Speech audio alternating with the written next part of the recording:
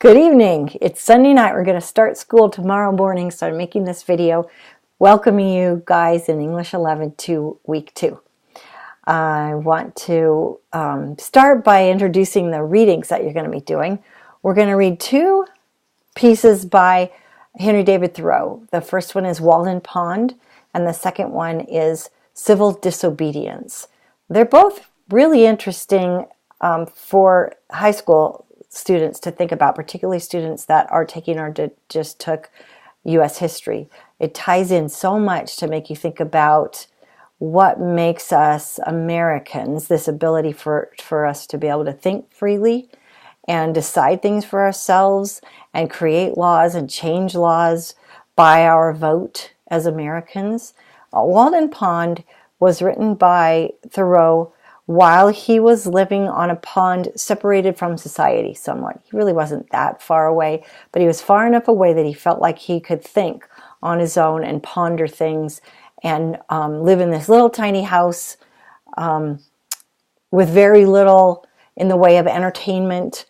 Oh, you guys would think it was nuts, the amount of entertainment, because obviously back then they didn't have devices that you guys have today, electronic devices. So he didn't have anybody to talk to, anybody to play games with, anything like that.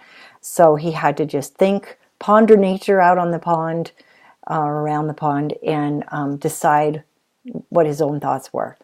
So think about what your life would be like if you spent 2 years doing that. And then the other article is called Civil Disobedience.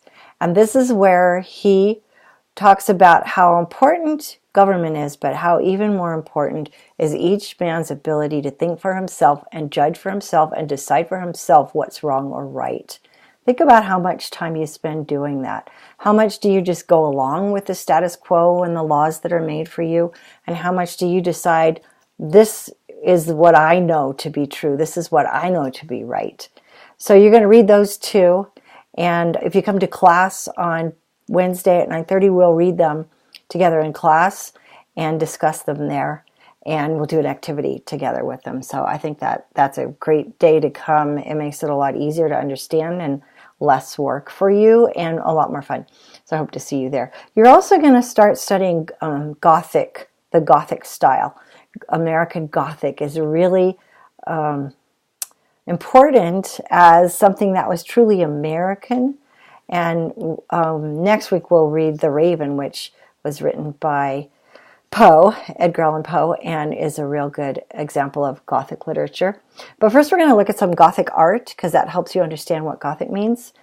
And the Gothic style is a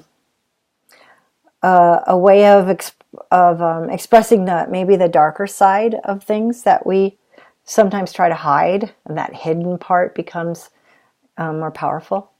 You're also going to create your own Gothic curation, which just means collection. Don't get thrown by that word. So you're collecting videos, movies, and songs, or videos are the movies, videos, songs, and articles on the Gothic style. So you're going to do your own little bit of research and pull them together into a 9 curated pieces that you're going to explain how each one fits the Gothic style.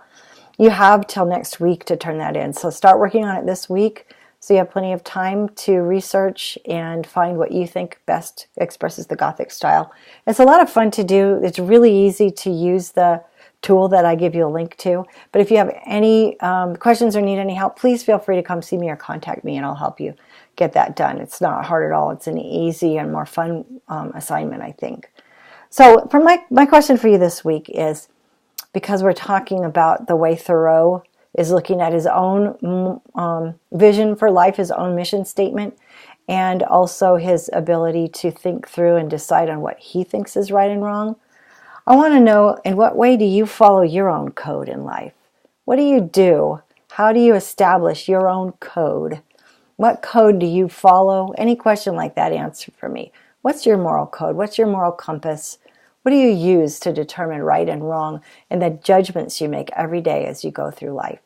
So answer me that, and I'll see you in class hopefully Wednesday at 9:30. Bye-bye.